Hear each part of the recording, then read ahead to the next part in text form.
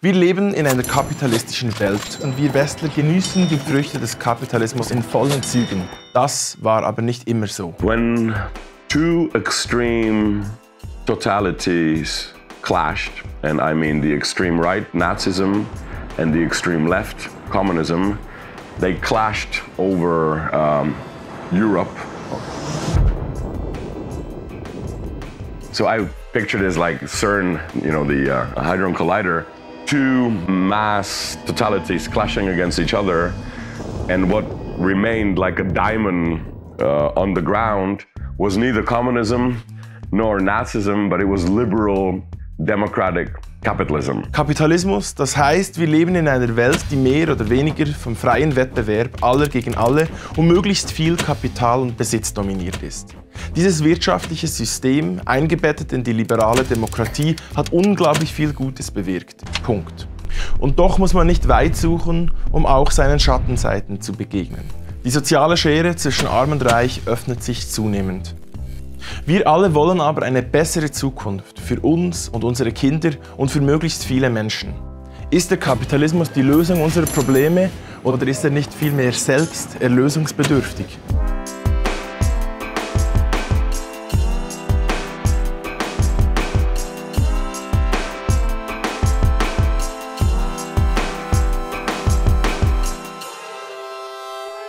Nach den beiden Weltkriegen wurde in der Mitte des 20. Jahrhunderts deutlich, so etwas darf nie wieder geschehen.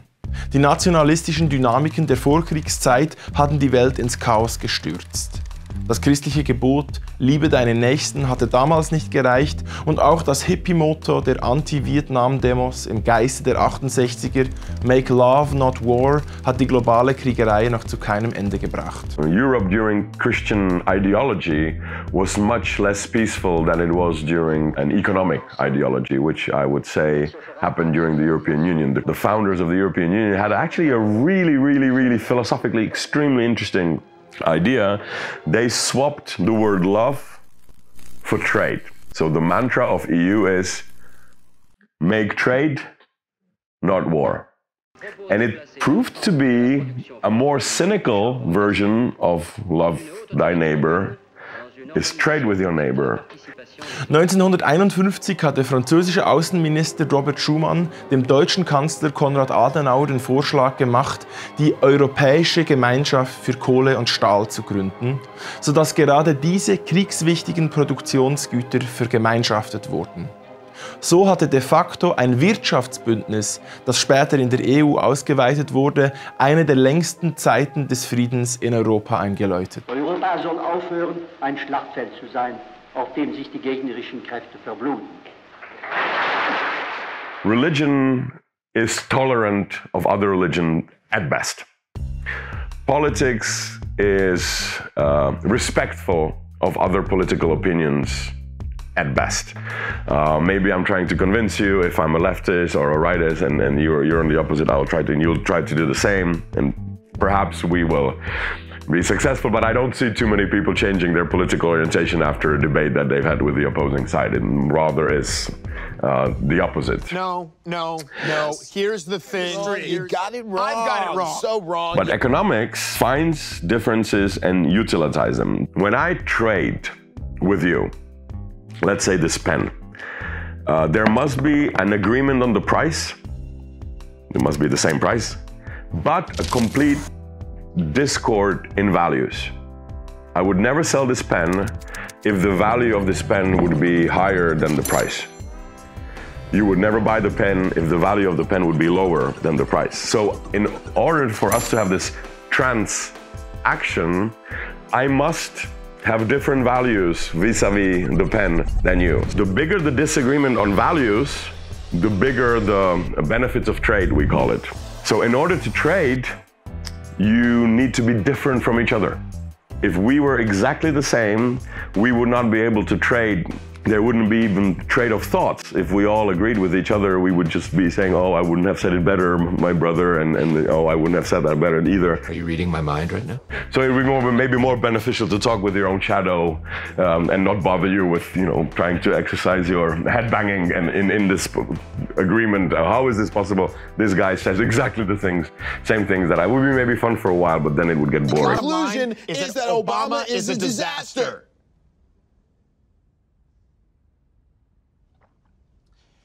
Are you a Republican? Yes.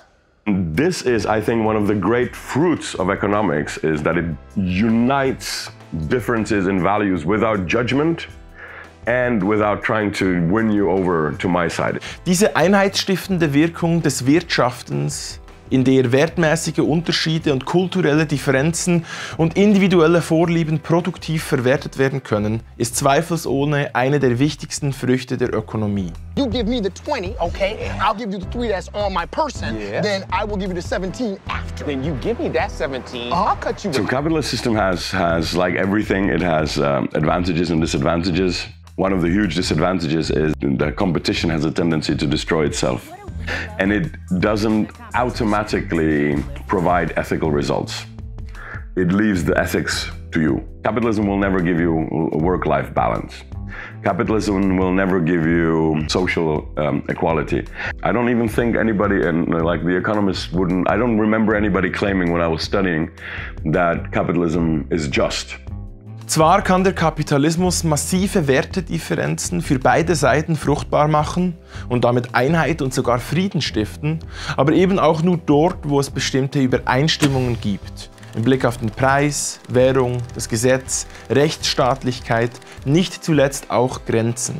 Nationale Ländergrenzen und damit die Beschränkung der Bewegungs- und Niederlassungsfreiheit der meisten Menschen sind ein gutes Beispiel dafür, dass jede noch so freie Marktwirtschaft von einem Rahmen lebt, innerhalb dessen diese Freiheiten erst produktiv werden können. Der Ökonom Ha-Joon Chang eröffnet sein einflussreiches Buch zum Kapitalismus 23 Things They Don't Tell You About Capitalism mit dem Kapitel There is no such thing as a free market. Es gibt gar keinen freien Markt. Jede Marktwirtschaft wird durch politische Entscheidungen reguliert. Und das ist auch gut so. Ein wichtiges Beispiel dafür ist die Abschaffung der Kinderarbeit. Als 1819 der sogenannte Cotton Factories Regulation Act im britischen Parlament diskutiert wurde, ging es da zunächst nur um Kinder unter 9 Jahren. Ab 10 Jahren waren immer noch 12-Stunden-Schichten erlaubt.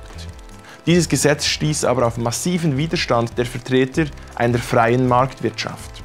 Heute wäre es undenkbar, hinter solch eine Regulierung zurückzugehen. Der Kapitalismus hat zweifelsohne seine Vorteile. Aber wie kommt es dazu, dass sich dieses Gute verwirklicht und weniger die offensichtlichen Nachteile und Exzesse des kapitalistischen Systems? Diese Frage beschäftigte nicht zuletzt christlich motivierte Ökonomen und Philosophen bereits vor dem Zweiten Weltkrieg, besonders seit dem Börsencrash 1929 und der darauffolgenden Weltwirtschaftskrise.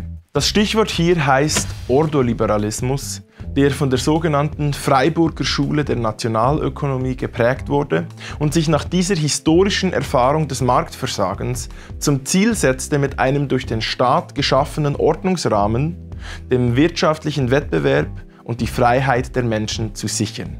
Diese marktwirtschaftliche Wirtschaftsordnung wurde in 2 Richtungen weitergedacht. Einerseits in die Richtung einer zwar liberalen, aber doch auch sozialen Marktwirtschaft, die, wie Alfred Müller-Armack beschreibt, das Prinzip der Marktfreiheit mit dem des sozialen Ausgleichs verbindet und dadurch die Wettbewerbswirtschaft mit dem Ziel eines sozialen Fortschritts für möglichst viele Menschen in einer Gesellschaft zusammenbringt. Zentrale Namen sind hier Walter Eucken, Franz Böhm, Alexander Rüstow und Wilhelm Röpke. Andererseits im Neoliberalismus der sogenannten Chicagoer Schule, die genau diesen staatlichen Rahmen von Regulierungen ablehnt und sich für eine total freie Marktwirtschaft einsetzt. Wichtige Namen sind hier unter anderem Friedrich August von Hayek und Milton Friedman.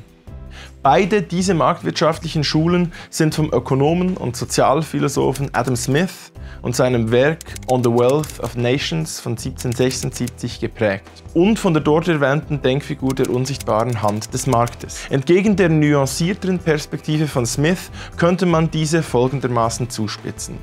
Wenn in der Wirtschaft alle Menschen egoistisch handeln, dann kommt insgesamt doch das Beste für alle raus. Und zwar, weil die unsichtbare Hand des Marktes das irgendwie regelt.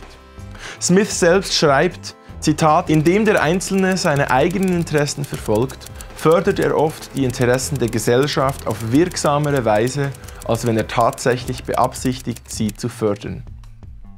Während die klassische Ethik stets das Wohlwollen über die bloße Gerechtigkeit hinaus als ethische Tugend pries, schreibt Smith an einer entscheidenden Stelle: Nicht vom Wohlwollen des Metzgers, Brauers und Bäckers erwarten wir das, was wir zum Essen brauchen, sondern davon, dass sie ihre eigenen Interessen wahrnehmen. Wir wenden uns nicht an ihre Menschen, sondern an ihre Eigenliebe. Vor Adam Smith hatte bereits im 17. Jahrhundert Bernard Mandeville in seiner Bienenfabel ähnliche Gedanken grundgelegt. Dieser Text trägt den Untertitel Private Laster, öffentliche Vorteile und beschreibt das sogenannte Mandeville-Paradox. Mandeville war überzeugt, dass gerade das impulsgesteuerte, lasterhafte und egoistische Verhalten des Einzelnen im Ganzen doch Vorteile für die Gesellschaft hervorbringt. Diese Weltsicht bezeichnet heute Jonathan Aldred als License to be bad, Lizenz zum Bösesein, und dieser analysiert, wie sich über die letzten Jahrzehnte in unserer Gesellschaft und Kultur Verhaltensweisen, die egoistisch sind und welche die Generationen vor uns noch als unmoralisch oder bösartig empfunden haben, plötzlich als gut, produktiv für die Wirtschaft, sogar notwendig erachtet werden.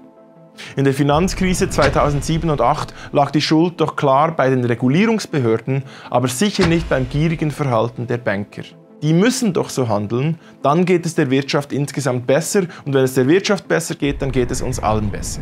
Mandeville lässt grüßen. Dieselbe Logik hat der Ökonom Milton Friedman 1970 in seinem einflussreichen New York Times Artikel ausgeführt mit dem Titel The Social Responsibility of Business to Increase its Profit. Auf Deutsch in etwa: die soziale Verantwortung von Firmen und der Wirtschaft, den Profit zu steigern. Man könnte hier vielleicht von einem effektiven Egoismus sprechen, der diese ökonomische Theorie innerlich antreibt. Insgesamt wurde dadurch, wie Thomas Sedlacek in seinem Buch Die Ökonomie von Gut und Böse zeigt, sogar das altruistische Verhalten des Menschen egoistisch gedeutet und umgekehrt der Egoismus zur rationalen und einzig realistischen Perspektive einer funktionierenden Wirtschaft erklärt. Dabei wurde in der Ökonomie lange ausgeblendet, dass zum Beispiel Adam Smith von einer anderen Art von Egoismus sprach, als wir das heute tun. Für Smith ging es nicht um den Erfolg der Nummer 1, und wenn du auch so sein willst, dann mach die Ellbogen raus und kämpf dich hoch.